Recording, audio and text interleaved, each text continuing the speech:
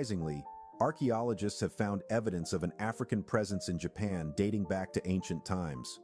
Although many usually think of Japan as a culturally and ethnically homogeneous country, recent DNA evidence has proven that early Japanese people were purely black and have played a significant role in Japan's history. Still, how much of black presence in Japan can be shown in the earliest days until at least the 9th century? Join us as we unveil the DNA evidence proving that early Japanese were black. Earlier, in 1923, Roland B. Dixon, an anthropologist, was the first to study Japan's earliest people. Dixon's research highlights the complex mix of characteristics in the early Japanese population. He found that they were a mix of Proto-Australoid and Proto-Negroid types. This mix was similar to the ancient population along Japan's coast, through Indochina, and even reaching India.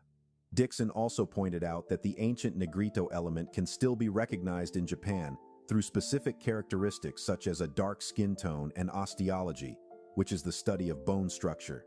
This understanding encourages further exploration into the intricate factors like migrations, genetics, and cultural exchanges that shaped the anthropology of ancient Japan. Then, in 1986, the Associated Press reported the discovery of the oldest Stone Age hut near Osaka, estimated to be around 30,000 years old. Experts believe that the people who built it were of African descent. The similarities between this hut and the ones found in Africa cannot be ignored.